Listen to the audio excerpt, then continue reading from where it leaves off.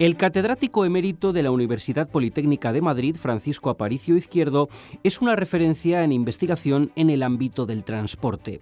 Ya pudimos escucharle en el programa anterior dentro de la serie Vidas académicas en Ingeniería Industrial. Hoy vamos a continuar conociendo más detalles de su trayectoria profesional e investigadora en este segundo programa que aquí comienza. Un espacio donde se abordará la evolución de los planes de estudio de Ingeniería Industrial y de la Escuela de Industriales de la Politécnica de Madrid. Dentro de este análisis no puede faltar el INSIA, el Instituto Universitario de Investigación del Automóvil, del que el profesor Aparicio fue fundador, director y actualmente presidente.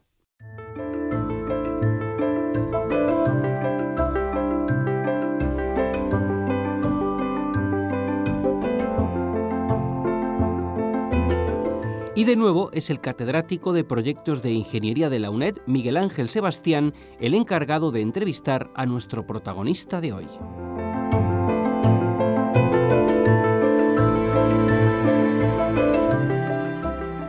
Nos encontramos de nuevo con el profesor don Francisco Aparicio Izquierdo a efecto de continuar la entrevista que iniciamos en un programa anterior y repasar de alguna manera su vida académica y profesional. Muchas gracias de nuevo, profesor, por estar con nosotros. Encantado de estar aquí, gracias por invitarme.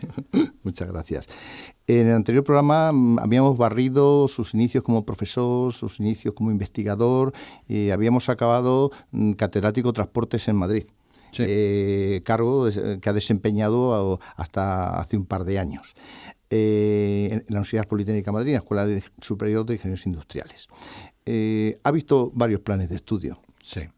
Además, sí, usted es un experto en metodología y enseñanza universitaria a través de su tiempo en el ICE, su experiencia personal. ¿Qué podría decirnos de los planes de estudio que ha vivido? El plan 64 bis a 6 años, el RU, el plan ahora de grados y másteres. Hemos visto también, y perdón que no le ceda la palabra en este mismo momento, hemos visto también en cómo los concursos habían cambiado mucho de una época anterior a la actual. ¿Podría hacernos también una especie de paralelismo de cómo son los planes de estudio, cómo han ido evolucionando? Bueno, yo creo que en los planes de estudio, hasta llegar al llamado de Bolonia, bueno, la evolución en nuestras escuelas, y desde luego en la que yo he ejercido, no ha sido excesivamente drástico. Más o menos se trataba de hacer unos ingenieros industriales con una gran base científica y luego con una gran polivalencia en ámbitos tecnológicos relacionados con la ingeniería industrial. Un ingeniero polivalente que a nivel nacional todo el mundo del ámbito profesional admite que ha desempeñado un papel extraordinario y cuando ha salido al extranjero a desarrollar su actividad en universidades o en empresas también. Nuestro título pues es muy prestigioso y ha demostrado. Y los cambios primero del 64 al 70, 2000, lo que ha habido son ajustes. Del 64 al 70 lo que se hizo fue expandir en lugar de 4 años a 6 porque efectivamente las pretensiones de ese ingeniero polivalente se hacían duras en 5 años y por tanto, pero prácticamente los contenidos no cambiaron. Al 2000 cambian ya un poco, se actualiza y se completa, pero tampoco hay cambios sustanciales.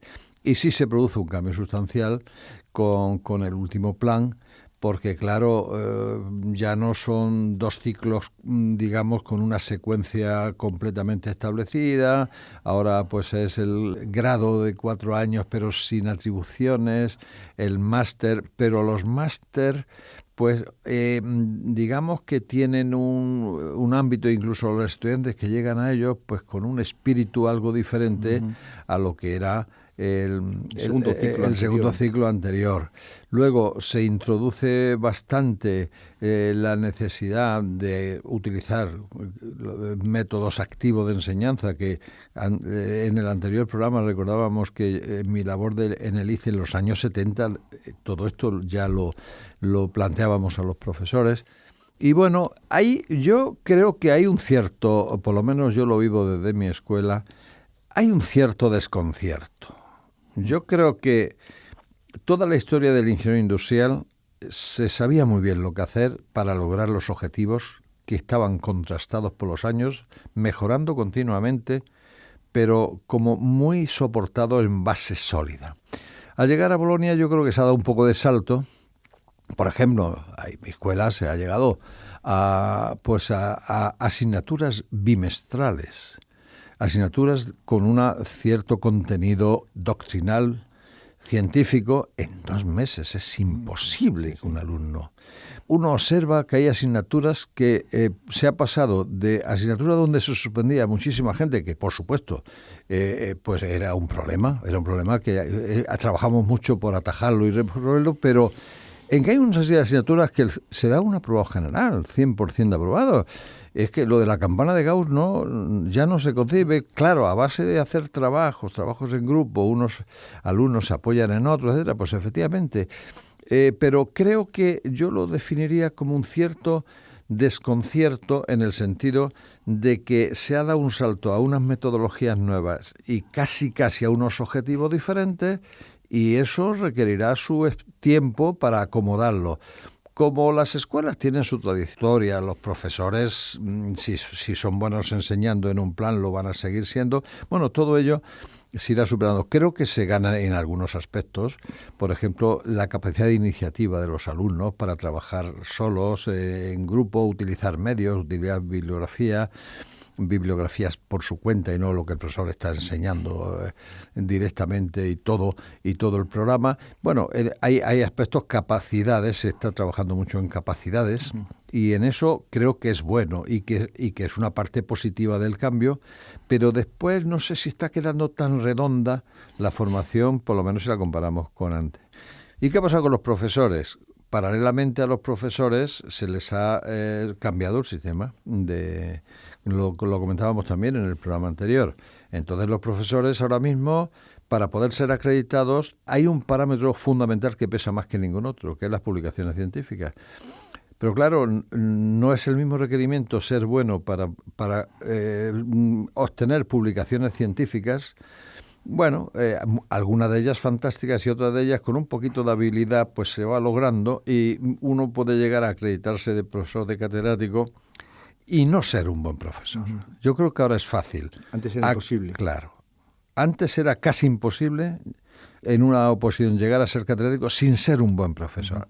No te pedían tanta investigación, evidentemente, pero ahora se puede llegar a ser profesor catedrático sin dominar la asignatura y sin ser un gran profesor. Buen profesor. No quiero decir que los que lleguen no lo sean, pero creo que se puede. Se puede, sí. ¿Por qué? Porque los parámetros de evaluación están bastante más vinculados a la investigación, incluso, claro, se valora ahora también la gestión académica y mucho a la publicación. Y por tanto existe esa posibilidad de llegar a ser profesor sin ser un buen profesor, incluso sin tener vocación de profesor.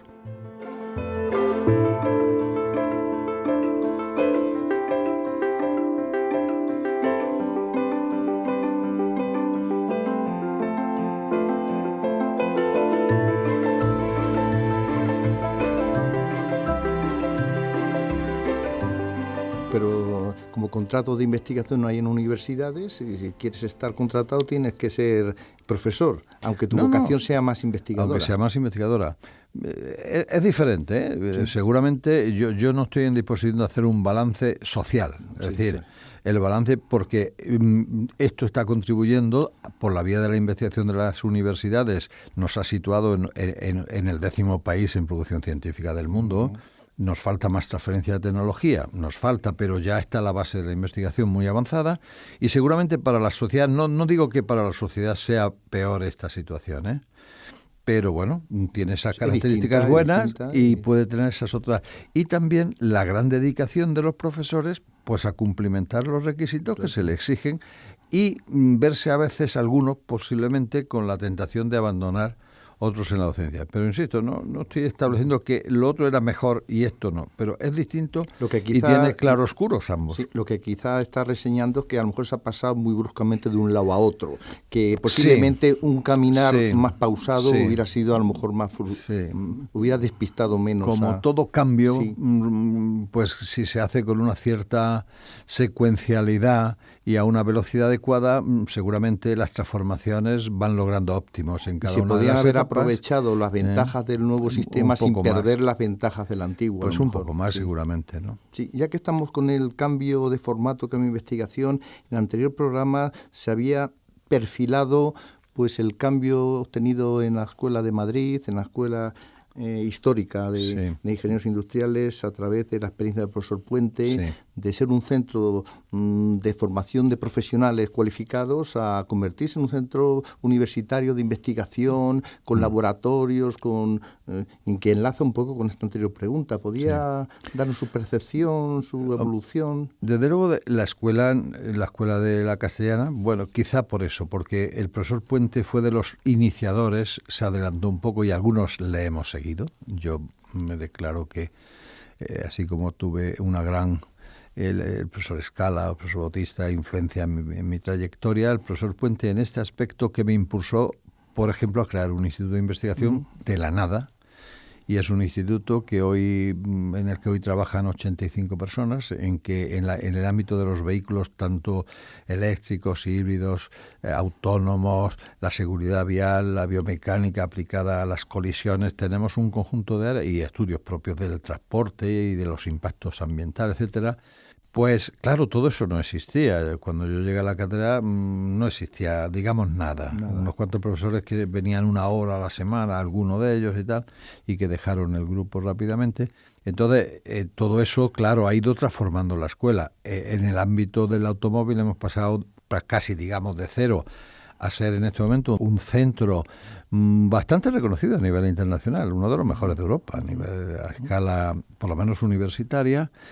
Y como en algunas otras áreas. No es homogéneo, en todas las instituciones universitarias, pues no todas las áreas se desarrollan con la misma intensidad, pero efectivamente en nuestra escuela, y con un ámbito muy interesante que es trabajar para la sociedad, trabajar para la industria. Es una de las escuelas que trabaja más en conexión con las industrias.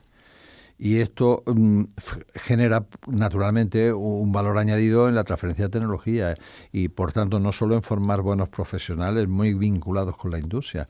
Nosotros, por ejemplo, creamos el máster de Ingeniería de Automoción que ahora cumple 27 años, ininterrumpidos, es propio, está a precio de mercado y no ha fallado los alumnos en los 26 años.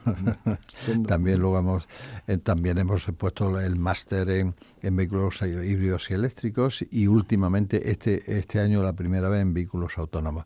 Pero esa conexión con la industria te permite estar en continua evolución hacia los objetivos que la sociedad y que la industria pues ve como necesarios en cada momento. Sí, bueno, y ya que se ha introducido el INSIA, es decir, el Instituto Universitario de Investigación Automóvil, querríamos saber algo más, su alcance, su importancia dentro de la Universidad Politécnica de Madrid, porque ya sobrepasa a la Escuela de Industriales. Sí. Ella ha dicho que tiene un reconocimiento, es un centro de referencia nacional e internacional, y posiblemente sea uno de los institutos más potentes de la Universidad Politécnica de Madrid, ¿no? Pues es uno de los más potentes, sí, no es a lo mejor ni siquiera eso, pero por ejemplo el grupo de investigación que integra el INSIA en el ranking de 190 y tantos grupos en la universidad, en una evaluación muy compleja que tiene que ver pues indicadores de calidad, de publicaciones, de sesenios, de proyectos con empresas, de ingresos, es el cuarto. Es el cuarto de la universidad de 190, ¿no? Por tanto, efectivamente es un centro muy consolidado, que tiene edificio propio, bastante bien dotado en medios, porque en efecto hoy en las ingenierías es muy difícil hacer investigación si no tienes laboratorios y computadores de un nivel avanzado y actualizado. No puedes hacer. Antes era más fácil, a lo mejor, hace muchos años, investigar con pocos medios materiales científicos. Y por tanto es un instituto bien dotado y sobre todo tiene unos recursos humanos pues muy cohesionados, muy de trabajo en común, de trabajo en equipo, que en la universidad es una cierta carencia la que se produce. Parece ser que a un profesor, un catedrático, quizá de la Complutense, un colega joven le fue en un momento a invitar a que se asociara a la asociación de catedráticos, y este profesor mayor, veterano, dijo: joven, ¿usted ha visto alguna vez las águilas volar en bandada? Bueno, esto es un gran mal. Sí. porque y en nuestra escuela y en todo, y en casi todas. Cada uno de los catedráticos, pero también ahora a nivel de titulares, de profesores titulares, quieren formar su propio grupo, que a veces es de 1, 2, 3 personas. Y hoy, si no hay tamaño crítico, no se puede competir, desde luego, a una escala internacional. Y el tamaño crítico lo da sumar. Que cada uno pueda tener su parte de liderazgo, pero dentro de un marco común, a su vez con liderazgo. Exacto. Entonces, eso yo tengo mucho orgullo de que lo hemos logrado en el INSIA. Sigo vinculado como presidente, lo hemos logrado en el INSIA. Y ya no soy yo el director es el profesor López, que sigue también en una trayectoria con su personalidad parecida, y hemos logrado esa clave. La clave es la unidad de los equipos para ser potentes.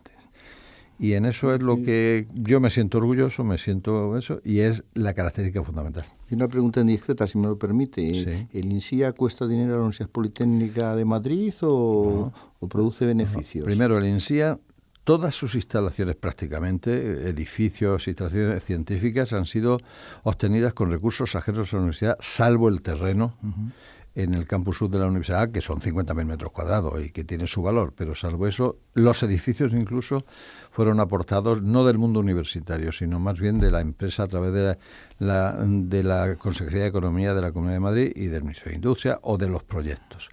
Ya incluso el patrimonio, que es de la universidad, pero ha sido generado con recursos ajenos, salvo lo que es el terreno, que tiene, por supuesto, mucho valor.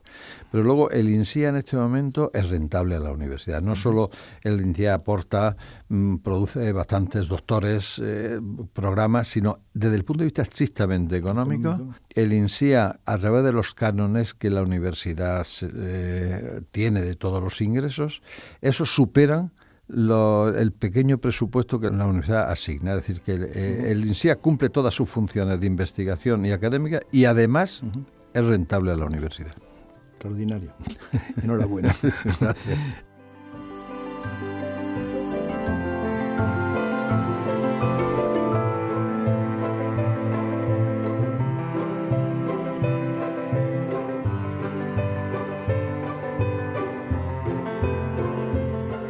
Ha indicado en algún momento, en una anterior respuesta, el tema de la masa crítica, el asociacionismo, etcétera.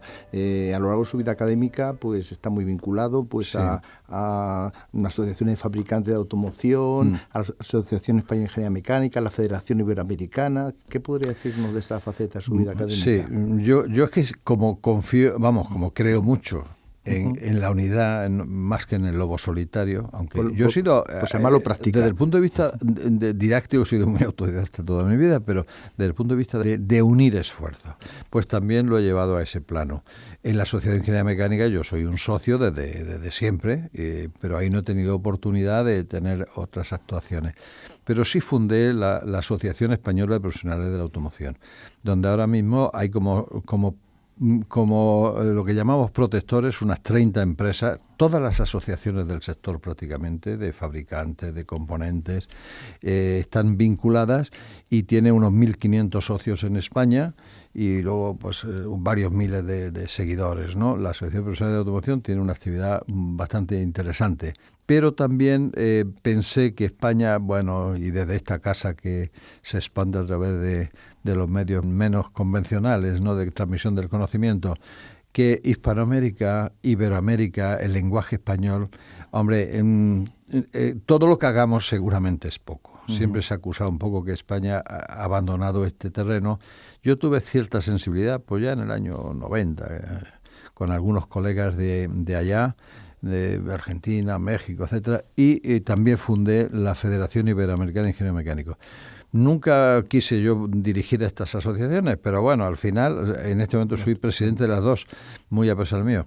Tengo que decir que esta casa, con la Federación Iberoamericana, que en este momento hay también, varias decenas de instituciones, universidades, departamentos, institutos que son socios titulares, y luego hay como unas 7.000 personas pues que están vinculadas de una manera u otra. Debo decir que el último congreso, llevamos el congreso número 13 cada 2 años que hemos hecho en Lisboa, ¿no? En Lisboa, ha tenido 1.100 trabajos presentados, que para una ingeniería Es bastante. Sí. Y luego aceptados y defendidos allí 500, pero 1.100 trabajos presentados. Y quiero destacar que esta casa ha tenido bastante influencia en esta federación. Está la UNED. Claro, la UNED, esta casa donde estamos. Muchas gracias. ¿Por qué? Porque, primero, el que fue su rector, profesor Artés, un gran académico y de luego gran amigo mío también, ha sido su presidente durante 8 años. Precisamente al dejarlo él hace 2, es el que me ha impulsado a que lo fuese yo, que no estaba muy convencido. Ha sido presidente. Y segundo, la UNED estuvo como socio fundador en el año 93, me parece que lo hicimos, y la UNED edita la revista iberoamericana de Ingeniería Mecánica, que nació también por impulso de la federación. De manera que quiero, como presidente, y aprovechando esta ocasión, pues agradecer vivamente a la UNED todo el apoyo que desde el inicio de la federación, pues hace ya 25 años o algo así, ha prestado a la federación, y esa excelente revista que el profesor Pedrero puso en marcha y que sigue siendo una revista en lengua española muy interesante, muy importante. Pues muchas gracias, profesor Aparicio. Quería también recordar a los que nos escuchan que el profesor Artés también ha pasado por estos micrófonos y también se puede recuperar su entrevista, también muy interesante. También quería indicar que la Asociación Española de Ingeniería Mecánica, el Congreso 2018, lo va a organizar previamente la UNED, y el profesor Pedrero, que ha citado el profesor Aparicio, será el presidente del comité organizador. Y tengo el honor también de formar parte del comité científico. Sí. Y yo también, tú también. Yo también. Bueno, profesor Aparicio, yo no sé, pero algún consejo para los estudiantes, nuevos profesores de nuestras escuelas. La verdad es que su experiencia de la manera de comenzar como profesor simultáneamente con alumnos muy interesante, sí. Pero eran otras épocas. Otros tiempos. Hombre, yo lo que diría es que esta profesión que hemos elegido nosotros es una profesión muy noble, en la cual ser profesor de universidad y ser investigador te permite con un cierto grado de autonomía alcanzar objetivos muy elevados, los que tu inteligencia y tu capacidad den, y que es un servicio a la sociedad. Y que debe hacerse con entusiasmo, con entrega y con una visión ética de la vida que se transmita también. Yo creo que la sociedad necesita buenos profesionales, buenos dirigentes sociales y profesionales. Y la universidad está obligada a ello, transmitiendo no solo conocimientos, sino valores. Muy buen consejo. Y yo es lo que he pretendido practicar y, bueno, creo que debe ser así. Muchas gracias, profesor Aparicio. Me da la sensación de que se nos quedan muchas cosas en el tintero. No obstante, le quiero dar una última oportunidad para si quiere un último comentario de cierre. Y si acaso ya buscaremos otra ocasión para seguir. Creo que esta última reflexión pues es muy importante. En la Escuela de Ingeniería debemos de formar para la dirección de recursos humanos con criterios técnicos, por supuesto, pero con criterios éticos. Muchísimas gracias. Reitero mi agradecimiento al profesor Aparicio. Le reconozco su amabilidad y le agradezco su participación en Vidas Académicas. Nada, el agradecido soy yo por este foro. Muchas gracias.